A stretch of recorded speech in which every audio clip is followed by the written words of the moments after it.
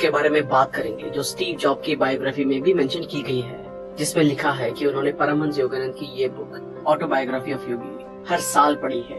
और सिर्फ इन्होंने ही नहीं, दुनिया के बहुत ही सफल लोगों ने इस किताब को पढ़ा और जिसको वो अपनी जिंदगी की सफलता में सबसे बड़ा योगदान मानते हैं। और इसीलिए वो सभी इस किताब को पढ़ने के लिए कहते भी हैं। जब योगानंद ने अपनी जीवनी का आखिरी सेंटेंस लिखा तो उन्होंने कहा था कि ये बुक लाखों लोगों की जिंदगी बदल देगी। ये मेरे चले जाने के बाद मेरे मैसेंजर के रूप में काम करेगी।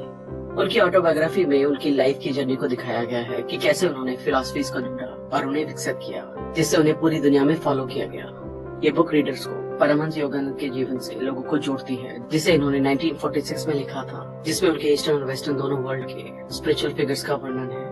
इस बुक को आसानी से समझने के लिए हमने इस बुक को 4 अलग अलग पार्ट में बांटा है, जिसमें सबसे पहले उनकी हिस्ट्री और फैमिली के बारे में बताया गया है। उसके बाद वो अपनी जर्नी के दौरान किन इम्पोर्टेंट लोगों से मिले। तीसरे पार्ट में रीइंकार्नेशन यानी कि पुनर्जन्म की बात की गई है।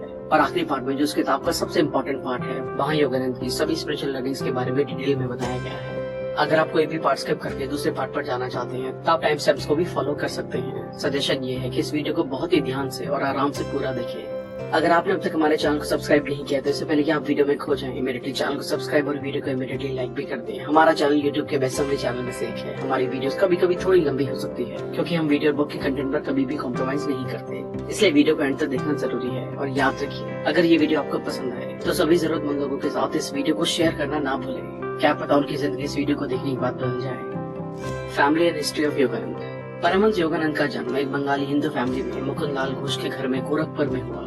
इनका जन्म 1893 में हुआ। उनके पिता एक स्कॉलर थे जिन्होंने कई सीक्रेट टेक्स्ट, जिसमें भगवत गीता भी शामिल है, याद कर रखे थे।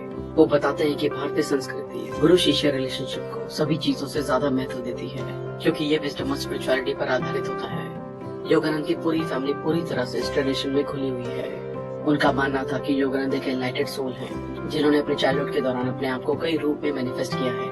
जब वो सिर्फ 2 साल के थे तब उन्होंने खुद को अपने पिछले जन्म में एक यंग योगी के तौर पर कैलाश पर्वत पर तिब्बत में देखा था। जब योगानंद 4-5 साल के थे तब ज्यादातर बच्चे बात नहीं करते थे। तभी उन्होंने बताया कि वो पिछले जन्म में क्या थे। इससे उनके आसपास के लोगों का उन पर ध्यान गया। योगानंद के पिताजी बंगाल नागपुर रेलवे में एक हाई रैंक पर थे। उनकी माताजी लविंग और काइंड थी और अपने बच्चों को सिर्फ प्यार के जरिए सिखाती थी। उनके पेरेंट्स अपने गुरु लहरी महाशय के साथ काफी डीपली कनेक्टेड थे। जैसे जैसे योगानंद बड़े हुए उन्हें स्पिरिचुअल अनुभव होते रहे। वो अपनी कम्युनिटी के संत और गुरुओं को अपनी गाइडेंस के लिए ढूंढते रहे। 11 साल की उम्र में उनको ऐसे विजन आए जैसे कि उनकी माँ कह रही हो कि वो अब मरने वाली है। कुछ ही समय बाद वो मर जाती है और इससे योगानंद हिमालयस में जाने के लिए मजबूर हो जाते हैं। वो अपने भाई से नहीं जाने के लिए कन्विंस थे, लेकिन वो साथ ही एक गुरु को लगातार ढूंढ रहे थे जो उन्हें बेहतर गाइडेंस दे सके। जब योगानंद 17 साल के थे वो एक गुरु से मिले। उनका नाम श्री युक्तेश्वर गिरी था और उनसे मिलने से पहले योगानंद को उनके बारे में कई बार विजन आया था। दोनों ने जब एक दूसरे को बनारस के बाजार में देखा तो उनको एक दूसरे के लिए अनकंडीशनल लव फील हुआ। श्री युक्तेश्वर ने योगानंद को कई लेसन सिखाए जो सीखने में मुश्किल थे पर लंबे समय में फायदेमंद भी थे। हालांकि कभी कभी जो युक्तेश्वर जी कहते थे उसको समझ पाना मुश्किल होता था, लेकिन योगानंद उनके पिछले जन्म के गुरु शिष्य के स्ट्रॉन्ग कनेक्शन की वजह से उन मोमेंट्स को भी एम्ब्रेस करते थे। श्री युक्तेश्वर ने योगानंद को क्रिया योग के कई प्रिंसिपल्स बताए। एक ऐसी योगिक प्रैक्टिस है जो लोगों को एनलाइटन होने में हेल्प करती है। क्रिया योग ऐसे मेडिटेशन पर फोकस करती है जिससे आप सांस के जरिए दिमाग, शरीर और आत्मा को एक कर सकें। योगानंद ने खुद को इस प्रैक्टिस में मास्टर करने के लिए और अपने गुरु के साथ पढ़ने के लिए डिवोट किया। इसी के साथ साथ योगानंद काफी प्रैक्टिकल थे और अपनी खुद की स्टडीज पर भी फोकस किया करते थे। हालांकि श्री युक्तेश्वर उनको बताया करते थे कि उन्हें मटेरियल वर्ल्ड में रहते हुए इसके सभी लेसन्स, पर्सपेक्टिव्स और अवसर्स को एनलाइटमेंट के लिए एंजॉय करने की जरूरत है। 1915 में सरमपुर कॉलेज से डिग्री प्राप्त करने के बाद, जो कि एक ब्रिटिश यूनिवर्सिटी थी, श्री युक्तेश्वर के आदेश पर योगानंद ने सन्यासी जीवन की शपथ ली और तब वो स्वामी योगानंद गिरी कहलाए। योगानंद ने फिर अपनी स्पिरिचुअल नॉलेज को पूरी दुनिया के साथ शेयर किया। 1917 में उन्होंने वेस्ट बंगाल में एक स्कूल शुरू किया जहाँ पर स्टूडेंट योग और ट्रेडिशनल इंडियन स्पिरिचुअलिटी सीख सके। वो पहली बार 1920 में अमेरिका गए और अमेरिकन ने भी इनकी टीचिंग को एम्ब्रेस किया। उसी साल उन्होंने अपने आइडियाज को सभी जगह प्रमोट करने के लिए सेल्फ रिलेशन फेलोशिप की लॉस एंजलिस में स्थापना की। बीच में एक छोटी सी इंडिया विजिट के बाद योगानंद ने अपना बाकी जीवन अमेरिका में ही बिताया। उस समय में वो गांधी जी से मिले और उन्हें क्रिया योग से परिचित करवाया। योगानंद की लाइफ और उनकी टीचिंग्स इतनी यूनिवर्सल थी कि वो अपने लाइफ टाइम में बहुत से फेमस लोगों से मिले। दयालु लोगों के साथ उनका मिलन। वो कई संतों से मिले जिसमें परफ्यूम सेंट भी शामिल है, जो किसी भी वक्त सेंट प्रकट कर सकते थे। द टाइगर स्वामी, जिन्होंने टाइगर के साथ लड़ाई की और उन्हें हराया। और लेविटेटिंग सेंट बहादुरी महासभा, जिन्होंने योगी बनने के लिए अपनी रिच फैमिली को छोड़ दिया। वो शंकरी माई जी से भी मिले, ऐसी योगिनी जिनकी एज बहुत ज्यादा थी, और निर्मला देवी, जिनको जॉय परमिटेड मदर भी कहा जाता है और जिन्होंने अपना ज्यादातर वक्त समाधि में बिताया। योगानंद ने बंगाल में गिरी बाला को ढूंढने के लिए ट्रैवल किया। ऐसी संत जो खाना नहीं खाती थी और सिर्फ योग टेक्निक की मदद से कई दशकों से बिना खाने के जिंदा रही, बिना किसी बीमारी के, और ये चीज क्लोज ऑब्जर्वेशन से भी साबित की गई। इनके करीबी दोस्तों में scientist Jagdish Chandra Bose, Rabindranath Tagore, Luther Burbank और श्री रमना महर्षि भी शामिल थे। आप इन जैसे बहुत ही फेमस और इंस्पायरिंग लोगों की बायोग्राफीज कुकू एफएम पर भी सुन सकते हैं। आशा करते हैं आप सबने कुकू एफएम की ऐप को इंस्टॉल भी कर लिया होगा, क्योंकि कुकू एफएम एक ऐसा प्लेटफॉर्म है जहां आप दुनिया की हजारों बेस्ट किताबों को, बायोग्राफीज को और स्किल के बारे में सीख सकते हैं। बेस्ट चीज ये है कि आपको इसके लिए एक जगह बैठने की जरूरत नहीं है। आप ट्रैवल करते वक्त, काम करते वक्त भी इसको सुन सकते हैं। इस प्लेटफॉर्म की नॉर्मल कीमत सालाना 399 रुपए है, लेकिन अगर आप RBC20 कूपन कोड यूज करते हैं तो आपको मिलेगा 20% डिस्काउंट, यानी कि हर साल 319 रुपए, एक दिन का 1 रुपए से भी कम, जिसमें आपको मिलेगा 1000 ऑडियो बुक्स का एक्सेस। अगर आप इसे डाउनलोड करना चाहते हैं तो लिंक डिस्क्रिप्शन में मिल जाएगा। पुनर्जन्म, यहाँ पर पुनर्जन्म के कॉन्सेप्ट पे बात कर रहे हैं। उन्होंने यहाँ कोई टर्म यूज नहीं की है, लेकिन रीडर्स को समझाने के लिए कुछ खास एग्जाम्पल के जरिए इस आइडिया को आसानी से समझाया है और ये बताया है कि ये चीज एक सच है। ज्यादातर लोग जो पुनर्जन्म के कॉन्सेप्ट को पहली बार सुनते हैं वो इसे नकार देते हैं और इसे गलत तरीके से समझ लेते हैं। जैसे आप कई बार लोगों से सुनते होंगे कि अगर वो वापस इस दुनिया में आते हैं तो वो एक पक्षी बनना चाहेंगे, लेकिन योगानंद बताते हैं कि पुनर्जन्म एक एवोल्यूशनरी प्रोग्रेस का पार्ट है। इसलिए एक पक्षी बनकर आना एक डेवोल्यूशन होगा, यानी कि पीछे जाना होगा। कभी कभी इंसान जानवर बनकर आते रहते हैं, लेकिन जब तक कि वो जानवर भी दुनिया के जरूरी लेसन्स नहीं सीख लेते। धरती पर दोबारा आना एक शरीर के अंदर योगा फिलोसफीज का एक इम्पोर्टेंट कॉन्सेप्ट है और एक कर्म के साथ काम करता है, जो एक बिब्लिकल कॉन्सेप्ट जैसा बोले वैसा काटोगे पर आधारित है। योगानंद की इन कॉन्सेप्ट की एक्सप्लेनेशन बहुत ही अच्छी है। वो अपने रीडर्स को ये समझाने में मदद करते हैं कि क्यों उनका जन्म इस धरती पर हुआ है, उनका सच्चा गोल क्या है और किस तरह वो इसे अचीव कर सकते हैं। अधिकतर समय नश्वर चिंताओं को पार करने के योगानंद के प्रयासों में असुविधाओं या अप्रिय संवेदनाओं का प्रबंधन शामिल था। जैसे कि उन्होंने लंबे फास्ट के दौरान शिकायत न करने की कोशिश की और ये सीखा कि कैसे उनको काटने वाले मच्छरों और दूसरे कीड़ों पर ध्यान दिए बिना मेडिटेट किया जाए। इन डिस्कम्फर्ट्स के मोमेंट में बजाय उनकी खुद की जरूरतों पर भगवान के ऊपर फोकस करने को सीखने में योगानंद की बहुत हेल्प की। उन्होंने महसूस किया कि ऊंचा उठने का मतलब ये नहीं है कि आप पूरी तरह से दुनिया को नकार दें, कि आपके उजागर माइंड को जिम्मेदारी और चिंताओं के प्रति अटेंशन के साथ बैलेंस करने के बारे में है। आध्यात्मिक यात्रा के माध्यम से उनकी सीख। इस पार्ट में उनकी स्पिरिचुअल जर्नी की 5 सीख के बारे में बताया गया है, जो कि इस किताब का सबसे इम्पोर्टेंट पार्ट है। सेल्फ रियलाइजेशन, यानी कि आत्मबोध। शरीर में, दिमाग में और आत्मा में हर चीज में भगवान विद्यमान है। हमें ये प्रार्थना करने की जरूरत नहीं है कि हमें भगवान मिल जाए। भगवान सिर्फ हमारे आसपास नहीं है, लेकिन वो हम में ही है। हम उसका हिस्सा अभी भी उतना है जितना हम हमेशा होंगे। हमें सिर्फ अपने ज्ञान में सुधार करना है। Living a life of happiness, खुशियों का जीवन जीना, अपनी बोली में मधुरता लाके और सिंसियरिटी से सही सलाह देकर दूसरों को खुश करना, ये महानता की निशानी है। सरकास्टिक शब्दों या सुझावों से किसी और की आत्मा को ठेस पहुंचाना निंदनीय है। वो अक्सर कहा करते थे, आपके आसपास जो है उसके साथ कंफर्टेबल रहिए। फिजूल खर्च आपको डिस्कम्फर्ट ही देगा। अपने डर की आंखों में देखें और ये आपको परेशान करना बंद कर देगा। बीते कल को भूल जाएं, क्योंकि ये आपके हाथ से निकल चुका है। आने वाले कल को भूल जाएं, क्योंकि ये आपकी पहुंच से बाहर है। अपने प्रेजेंट को कंट्रोल करने की कोशिश करें। अभी बहुत सही से जिए, यही बुद्धिमानों के जीने का तरीका है। एक साधारण प्रेम स्वार्थी होता है। इसकी जड़ में सिर्फ अपने डिजायर सेटिस्फैक्शन होते हैं।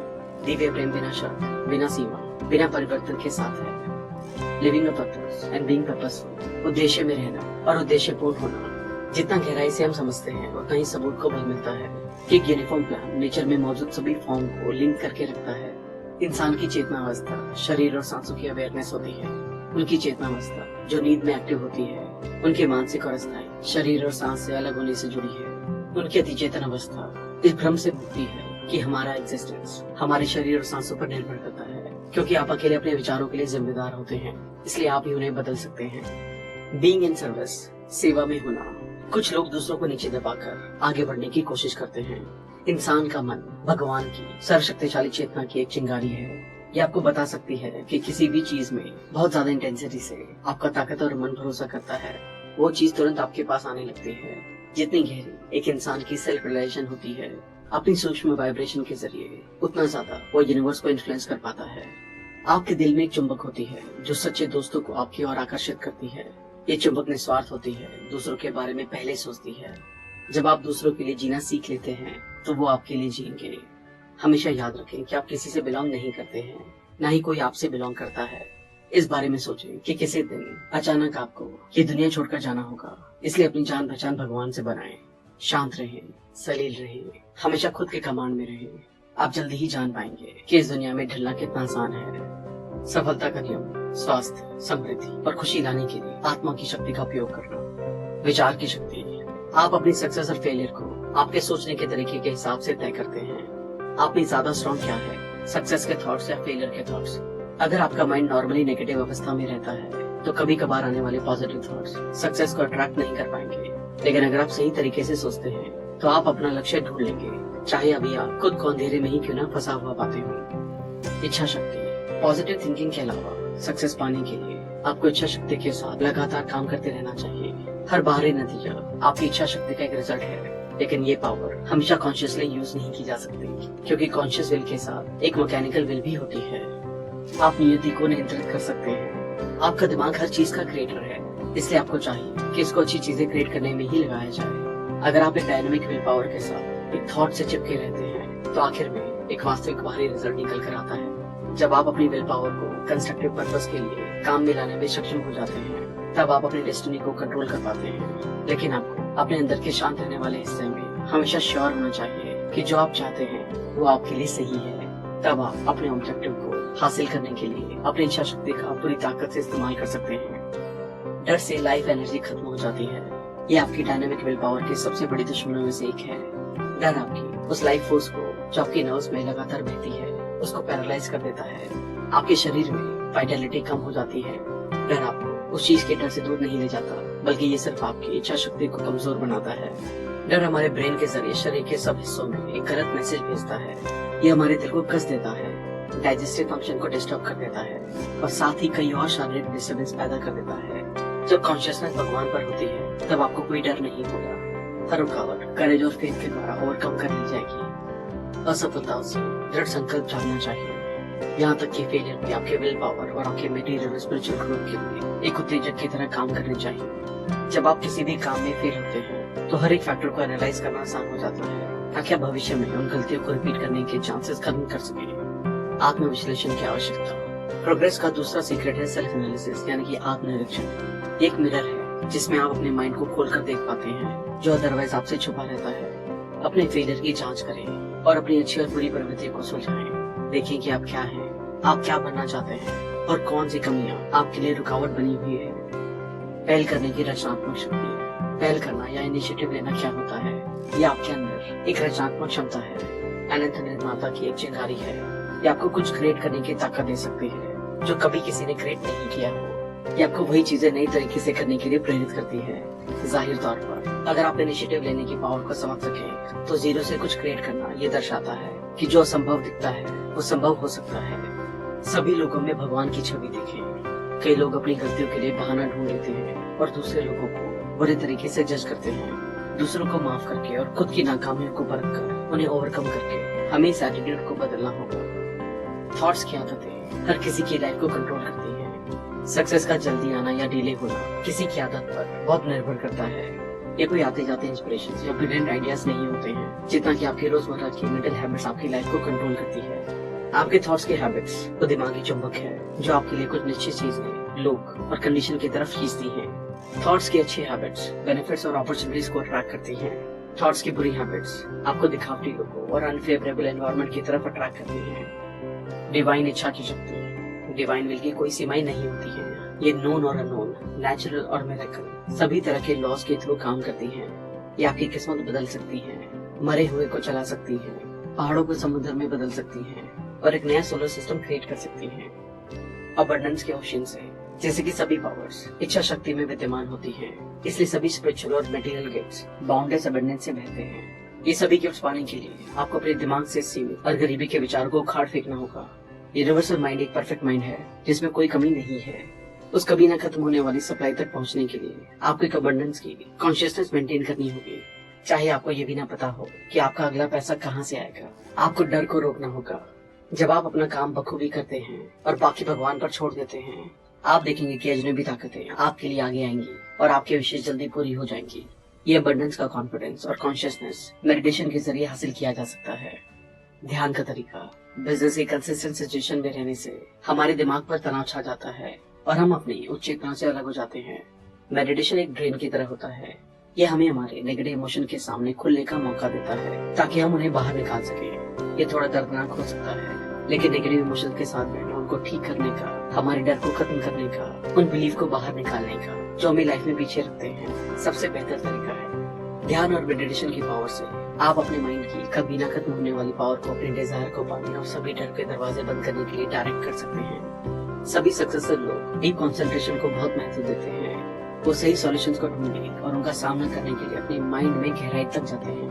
अगर आप सीख जाते हैं कि कैसे अपना ध्यान डिस्ट्रैक्शन से हटाया जाए और सही जगह कंसंट्रेट किया जाए, आप भी जान पाएंगे कि जो आपको चाहिए उसको कैसे अपनी ओर अट्रैक्ट किया जा सकता है। सफलता खुशी से मेजर की जाती है। इस पर विचार करें कि जो लक्ष्य आप पाना चाहते हैं वो आपको सक्सेस दिलाने में भी मदद करेगा। सक्सेस क्या है? अगर आपके पास हेल्थ और वेल्थ दोनों है, लेकिन आपको खुद के साथ साथ सभी के साथ दिक्कत है, तो आप सफल नहीं है। जब पैसा चला जाता है तो आपका एक थोड़ा सा हिस्सा चला जाता है। जब हेल्थ चली जाती है, आप कुछ ऐसा खो देते हैं जिसके और ज्यादा गंभीर परिणाम हो सकते हैं। लेकिन एक बार आपका पीस ऑफ माइंड खो जाए तो आप अपना सबसे बड़ा खजाना खो देते हैं। भगवान की शक्ति को अपने प्रयासों के साथ रखें। रचनात्मक उद्देश्यों के लिए उसे रिलीज करें जो आपके पास पहले से है। इससे और बहुत कुछ आएगा। बिना डगमगाए सक्सेस के लिए सभी गुण का यूज करते हुए अपने रास्ते पर आगे बढ़ते रहें। खुद का अपनी स्पिरिट की क्रिएटिव पावर के साथ तालमेल बिठाएं। आप उस अनंत बुद्धिमत्ता के संपर्क में आएंगे जो आपका मार्गदर्शन कर सकती है और आपके सभी प्रॉब्लम्स को सॉल्व कर सकती है। एनर्जी एक रचनात्मक शक्ति है जिसका हम यूज कर सकते हैं। पूरी लाइफ एक एनर्जी है। ये वो चीज है जो प्लेनेट को चलाती है और रोज हमें काम पर जाने के लिए जान भरती है। एनर्जी सबसे पावरफुल टूल है जो हमारे पास हो सकता है। प्लेनेट की हर चीज किसी गोल को अचीव करने के लिए लगातार बढ़ रही है। जब एक इंसान मेडिटेशन की प्रैक्टिस को विकसित नहीं करता है तब वो एक सबकॉन्शियस की कठपुतली बनकर रह जाता है। एक इंसान जिसका अपने माइंड पर कंट्रोल है, उसे अपने इन्फिनिट पावर को इस्तेमाल करने और बदलाव लाने की क्षमता का एहसास होता है। जब हम ध्यान लगाते हैं तब हम हर अवस्था में आनंद को चुनते हैं और हमारे चारों ओर प्यार और पॉजिटिविटी फैलाते हैं। थैंक यू दोस्तों, आई होप ये वीडियो आपको पसंद आई होगी। आई होप आप इस किताब के सभी लेसन को अपनी लाइफ